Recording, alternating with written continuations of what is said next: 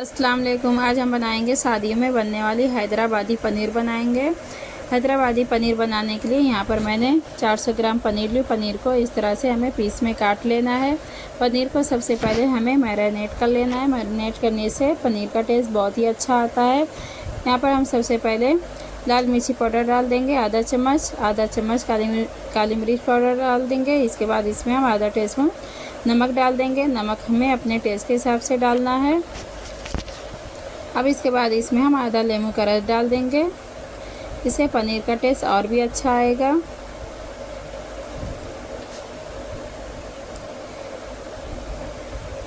नींबू का रस डालने के बाद इसे हमें अच्छे से मिक्स कर लेना है। पनीर पे हम मसाले को अच्छे से कोट कर लेना है। यहाँ पर मैंने मसाले को अच्छे से मिक्स कर ली हूँ पनीर पर। यहाँ पर देख सकते हैं। अब इसे हम 10 मिनट के लिए साइड में रख देंगे। अब इसके बाद यहाँ पर मैंने एक कढ़ाई ली। कढ़ाई में हमें 1 चम्मच तेल डाल देना। यहाँ पर मैंने राई का तेल डाल दी हूँ।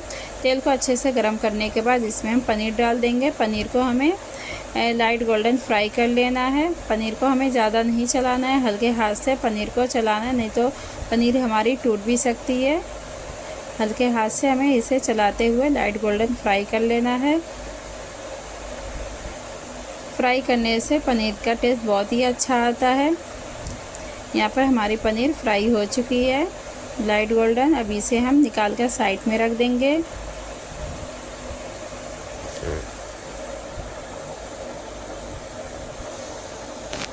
पर देख सकते हैं पनीर को हमें इसी तरह से लाइट गोल्डन फ्राई करना है।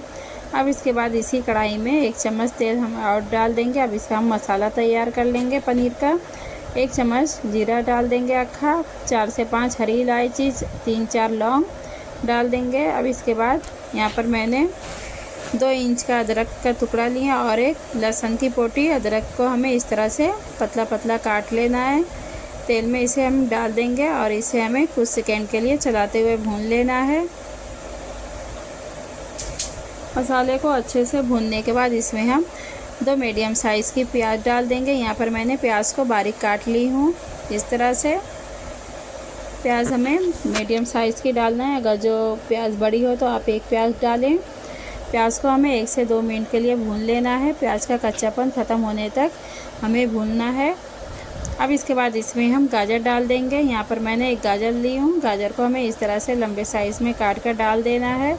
शादियों में इसी तरह से मसाले को बनाया जाता है।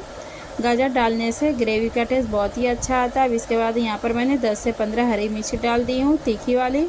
तीखा आप अपने हिसाब से कम ज़्यादा कर सकते हैं। अब इसे हमें अच्छे से मिक्स कर लेना है। 1 से 2 मिनट के लिए चलाते हुए भून लेना है। 1 से 2 मिनट भूनने के बाद इसमें हम टमाटर डाल देंगे। यहाँ पर मैंने 2 टमाटर डाल दिए। टमाटर को हमें इस तरह से मोटा साइज़ में काट लेना है।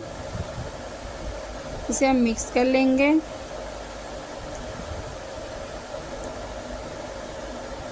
मिक्स करने के बाद इसमें हम नमक डाल देंगे आधा चम्मच।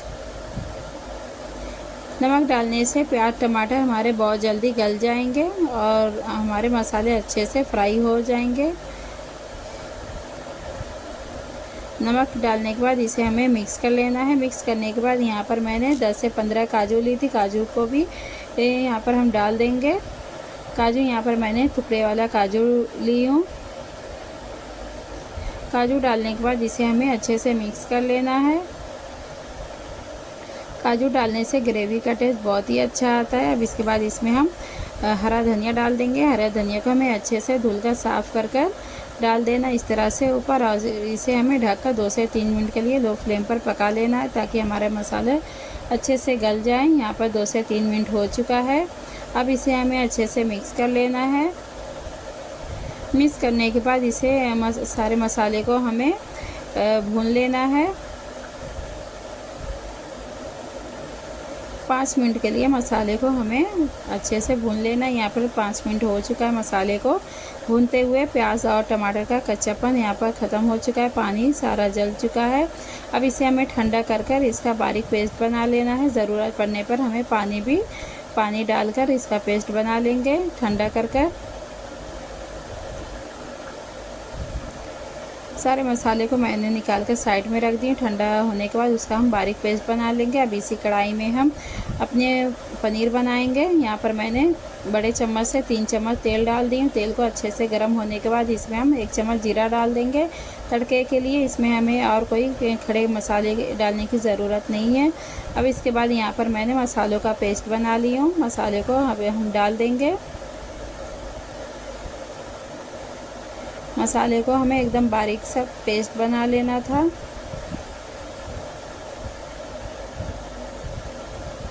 अब उसके बाद उसी बर्तन में हम आधा कप पानी डालकर सारे मसाले को अच्छे से निकाल लेंगे।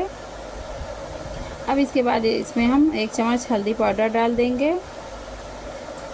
अब इसे हमें अच्छे से मिक्स कर लेना है। मसाले को हमें बहुत अच्छे से मिक्स कर लेना है। मिक्स करने के बाद इसे हमें ढककर मसाले को भूनना है।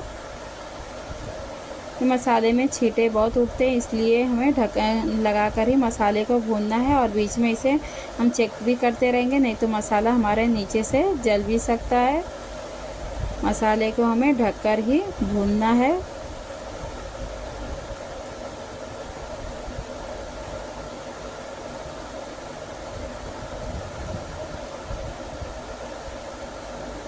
यहाँ पर मसाले को 5 मिनट हो चुका है। यहाँ पर देख सकते हैं हमारा मसाला अब आधा भून चुका है। अब इसके बाद इसमें हम दही डालेंगे। दही डालते वक्त आप गैस की फ्लेम लो ही कर लें। यहाँ पर मैंने 3 चम्मच बड़े चम्मच से दही डाल दी हूँ। अगर जो आपकी दही ज़्यादा खट्टी वाली हो तो आप 2 चम्मच दही डालें। दही हमें ज़्यादा खट्टी वाली नहीं डालना है। अगर जो खट्टी वाली दही आप डालेंगे तो इसकी ग्रेवी का टेस्ट ख़राब भी हो सकता है, इसलिए हमें ज़्यादा खट्टी वाली दही नहीं डालना है। अब इसके बाद इसमें हम 1 चम्मच कसूरी मेथी डाल देंगे। कसूरी मेथी को हमें हल्का सा गरम कर लेना है। गरम करने के बाद हाथ से क्रश कर डाल देना है। अब इसे हमें अच्छे से मिक्स कर लेना है। मिक्स करने के बाद मसाले को हमें ढककर भून लेना है और बीच में इसे हम चलाते भी रहेंगे।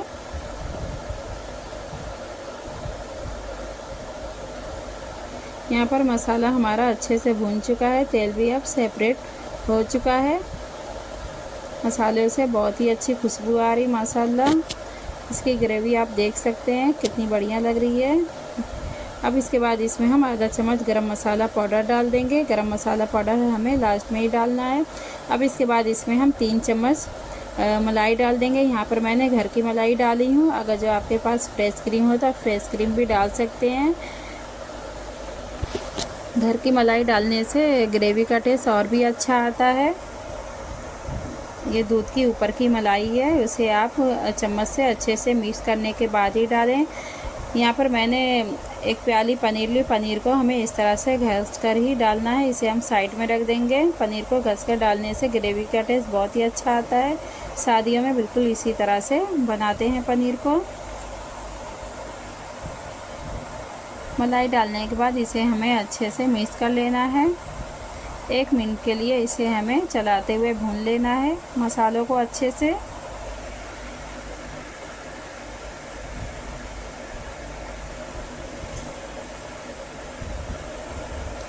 यहाँ पर 1 मिनट हो चुका है मसाले को चलाते हुए। अब इसके बाद इसमें हम पनीर डाल देंगे। पनीर को हमें इस तरह से घसकर डालना है। इससे ग्रेवी का टेस्ट बहुत ही अच्छा आता है। हैदराबादी शादियों में पनीर को इसी तरह से बनाया जाता है। आप लोग भी ज़रूर इस रेसिपी को ट्राई करें, सबको बहुत ही पसंद आएगी। पनीर को अच्छे से मिक्स करने के बाद जो हमने पनीर जो फ्राई करके रखे थे, अब उस पनीर को भी हमें डाल देना है। यहाँ पर हमने फ्राई की हुई पनीर को डाल दिए हैं। पनीर को डालने के बाद इसे हमें मिक्स कर लेना है अच्छे से हल्के हाथ से।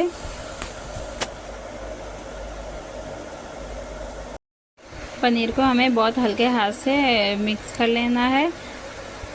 ज़्यादा चलाएंगे तो आपकी पनीर टूट भी सकती है, इसलिए इसे आराम से मसालों को अच्छे से मिक्स कर लेंगे। अब इसे हम ढककर 2 से 3 मिनट के लिए और पका लेंगे, तेल सेपरेट होने तक।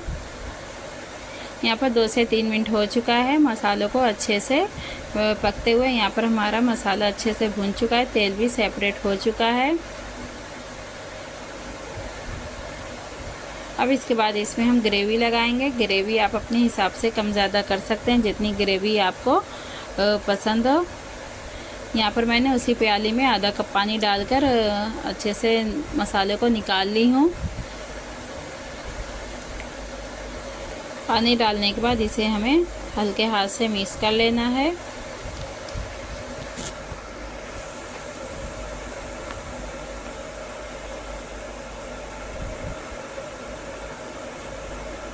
यहाँ पर मैंने 2 गिलास पानी डाली हूँ ग्रेवी के लिए। यहाँ पर आप अपना नमक चेक कर सकते हैं, अगर जो कम लगे तो नमक आप यहाँ पर डाल सकते हैं।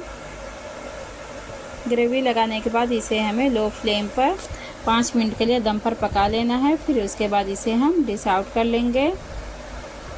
5 मिनट के बाद यहाँ पर हमारी पनीर बनकर रेडी हो चुकी है। माशाल्लाह बहुत ही टेस्टी बनी थी। ये देख सकते हैं, इसकी ग्रेवी देखने में ही कितनी टेस्टी लग रही है।